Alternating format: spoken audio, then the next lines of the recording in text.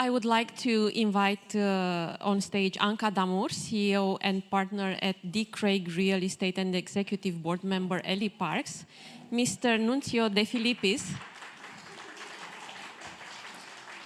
the co-CEO of Cargo Trans licensed customs broker, and BJORN BENGTSSON, Chief Product and Supply Chain Officer for Untuckit LLC.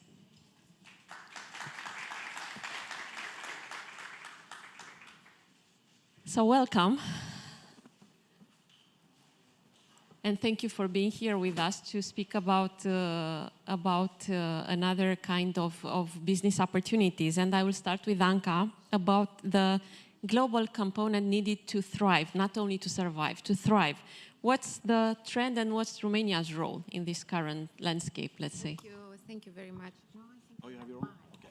Thank you for inviting me. So unlike Florin, I didn't learn English 10 years ago. However, it's my third language, so apologize me. I brought my notes with me. It's not because I'm losing my memories, but I realized that we are the last panel standing between you and the lunch time.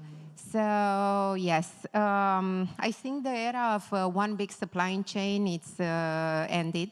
So now we are moving to a multi-local networks where shorter, smarter routes that balance cost, risk, and speed and sustainability. So Romania, for me, it's shifting from periphery to platform.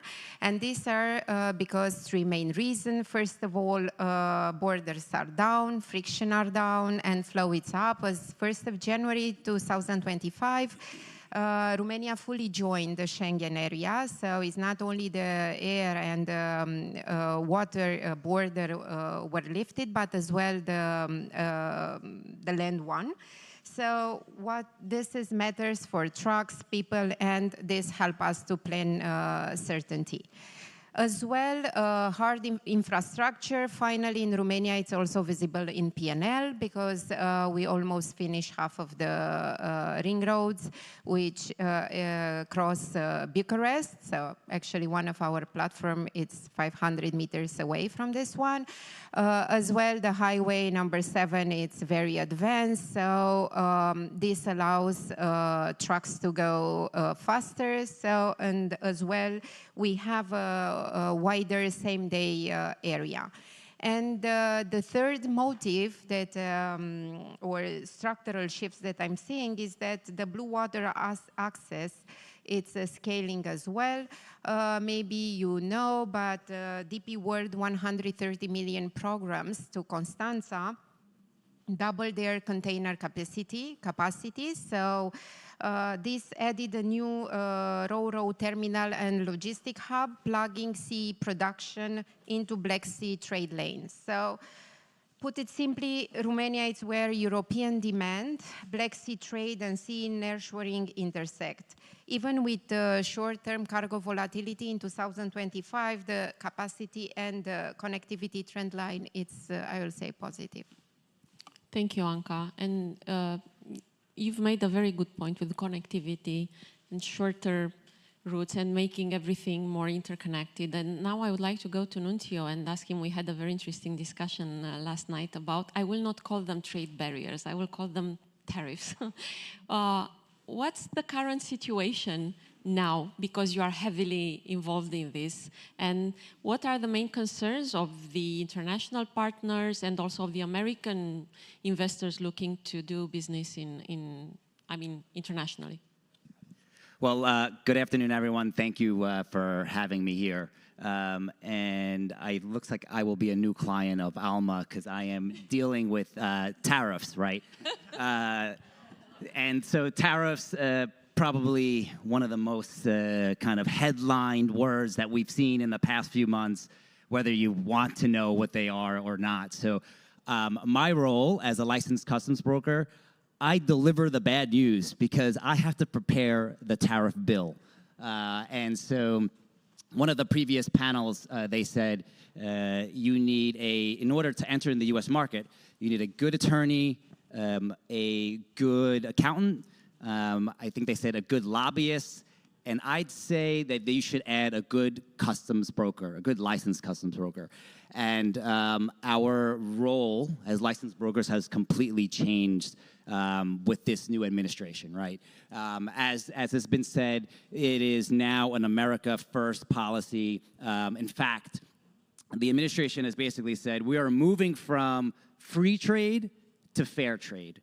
And so that definition of what fair trade looks like, we've all seen it. We've seen every single day tariffs going up and down, on and off.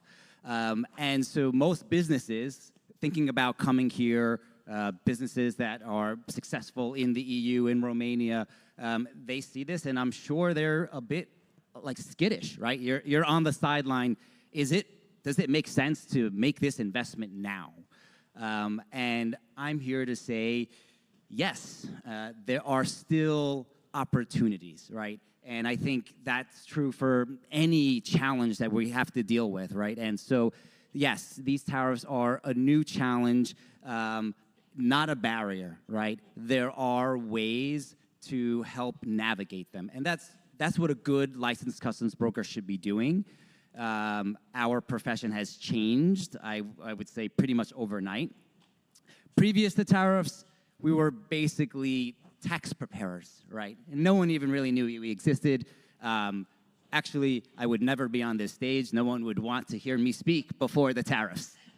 So I'm here today because there are opportunities. We help to mitigate, right? And so we can't make them go away. You know, all of our strategies are compliance first, but it's about being creative. And I think in any challenge, right, that's what kind of floats to the top. It's the businesses and the investors that partner with creative partners, and so that's what we're here to do. I think that's what a good licensed customs broker can do, is not look at this as, oh my God, what's going to be the next tweet, or that the president is going to send, what's the next tariff coming? It's, okay, how do we navigate this? And I know there's a lot of uncertainty, but that's what we're here to support. Yeah, but at the same time, I do believe that you are refreshing Twitter every 5 minutes or something like that. I am. That's why I don't sleep. So the burnout is a real thing, and that's why I am booking a trip to the spa. I'm not kidding. But I love the part about pivoting and about creativity, because we need to adapt and we need to thrive, not only to adapt. And Bjorn, I would like to ask you, how do we maintain stability, global supply stability, in such volatile times? We don't. It's virtually impossible to keep your supply chain reactive and responsive to everything that goes on. I think most of us, at least in the apparel business, I speak for the apparel business, I think we don't have too many choices, really. We are in the United States, we're very Southeast Asia dependent, and all of those nations carry tariffs. So I would say in fashion, the people have taken action and started to do a little bit more work on finding new markets. It's primarily opportunistic sourcing models, which are forced to do so because their margins are too slim in order to exist with the suppliers in Southeast Asia. But most of the fashion industry, I think, we're taking it on the chin right now, and we're going to have some hefty tariff bills this year. But the economy is not really that stable right now, and although our business has been good, we're all sitting on pins and needles a little bit, because we do feel that something ugly might be around the corner. And fashion, e-commerce in particular, is highly dependent on the months of November and December, because they're big revenue months for us. So we really don't want to touch our price points right yet, but I do anticipate as we move into 2026, prices are going to start to go up, and because in some way or another we need to compensate ourselves for these enormous expenses we have.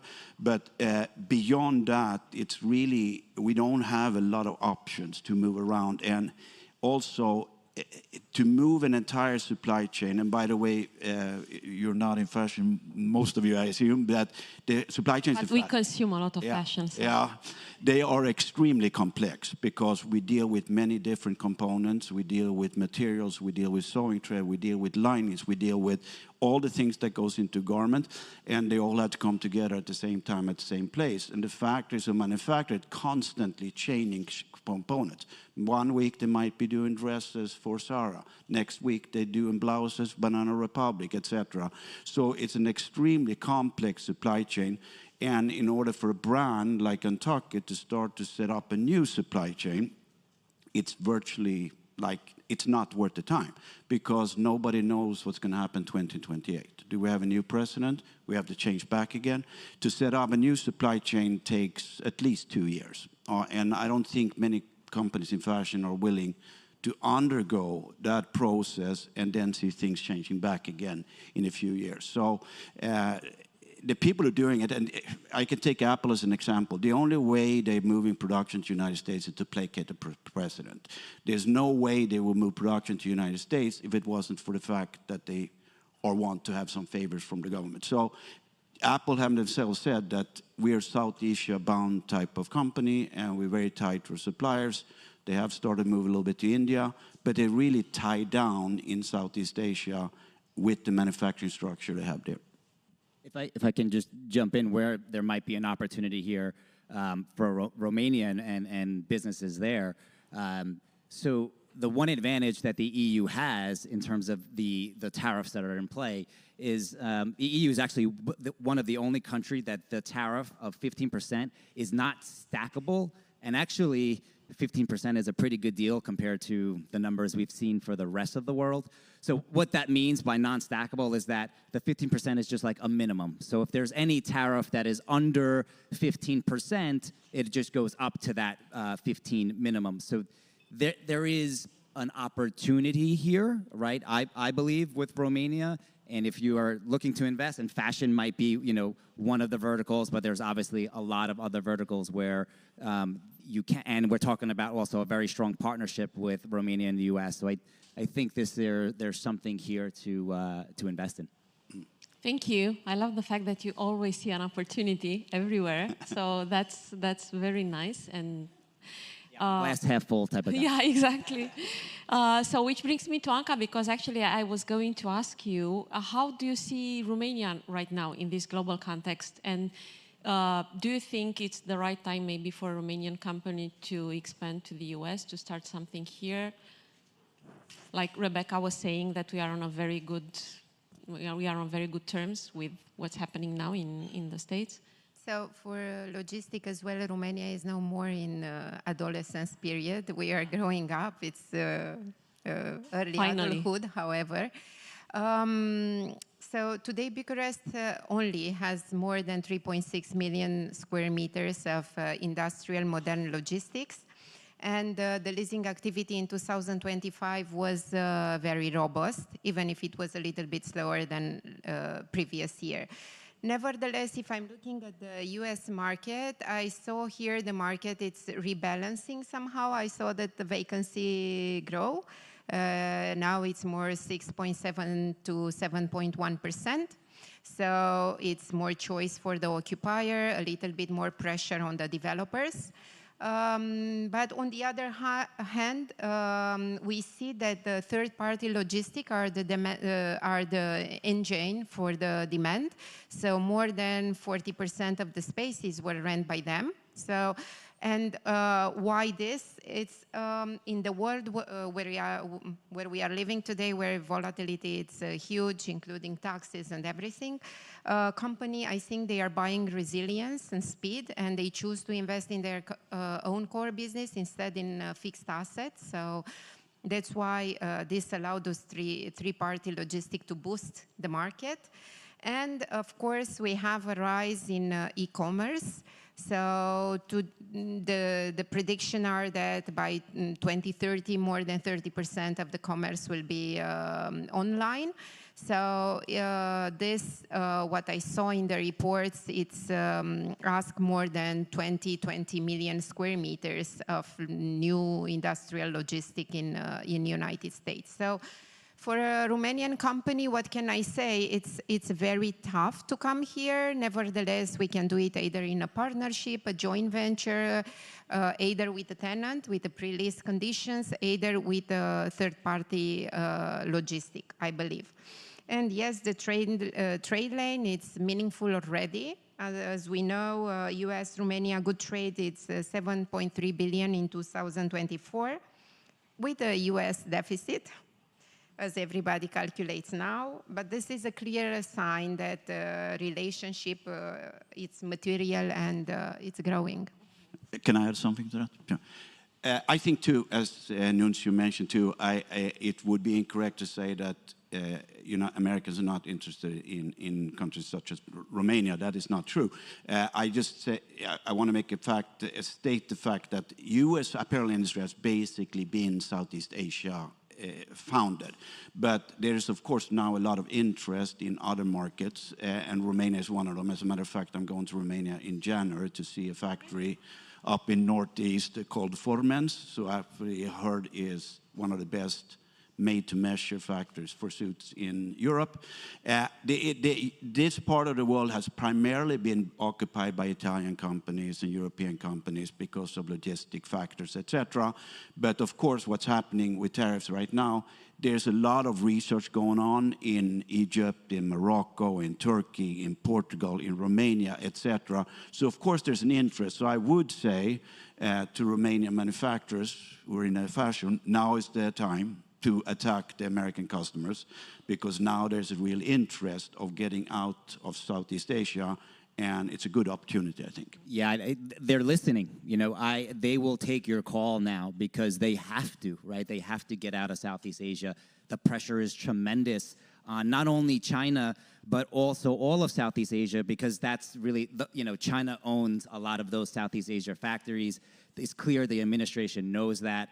There's, in the executive orders, there's rules against transshipment. So they are heavily putting pressure to unbundle from China. So the opportunity is for you all to seize now. Yeah, again, it's not going to be a massive move, but people are interested in diversifying the sourcing base, I would say. Well, what's not massive for an American company could be pretty huge for us. So, yeah. So, do you think, Nuncio, that now is the right time maybe for a Romanian business to come here, although everyone is scared stiff about the tariffs and about, like Bjorn was saying, we don't know what's going to happen in 2028? To be honest, we are very resilient with that because we have been used to so much instability that for us it doesn't matter anymore. But what do you think? How do you perceive it? Yeah, I think from a risk perspective, it's sort of interesting because many are frozen. Many are sitting on the sidelines, right? So for me, I'm a competitor. If everyone is sitting out, I'm jumping in, right? Because there's less to compete with. There are many businesses that are nervous. They're parked, right? So I think now that opens up, obviously, yes, there is more risk. There's more capital, required because you're dealing with tariffs. But it's like anything else. Do your research, find the right partners. Again, elevate a licensed customs broker. Use trade professionals to really just do your research and understand there are opportunities. You don't want to be on the outside looking in. That's what I always put myself in the role of a potential customer or the person that I'm talking to in the other seat. If I'm them, tell me everything. I want to know the pros, the cons. What are other businesses doing? What are you seeing your clients do? And that'll arm me to make an informed decision to understand whether I want to go ahead and make an investment. But yeah, many are on the sidelines, so I say go. It's like during COVID, when so many people were so scared and they were doing nothing. I mean, scared in terms of business, not anything else. But then those who did, they are, I don't know, living in Palm Beach right now, I think. So Bjorn, going back to you, because you were saying that you're coming to Romania in January, what other places are you visiting? I mean, thinking about nearshoring, I mean... Well, I mean, as I said, I have been doing some research in Egypt and Morocco. I think that Romania has an obvious advantage because there's a tailoring tradition in the country. One of the biggest issues, not on my side of the business, but if you look at people like H&M and Walmart and people who produce huge volume, they're of course asking themselves, what do we do now? because we're running out of inexpensive countries to source product out of. And Bangladesh has become a little bit unstable.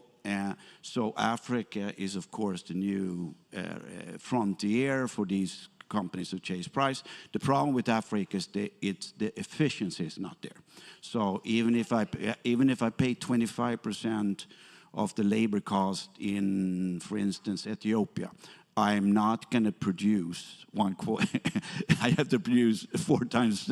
I'm not even producing 4 times faster. The efficiency is not in these places because there's really no tailoring tradition. So you first have to train all the workers and train someone how to sew a high quality garment.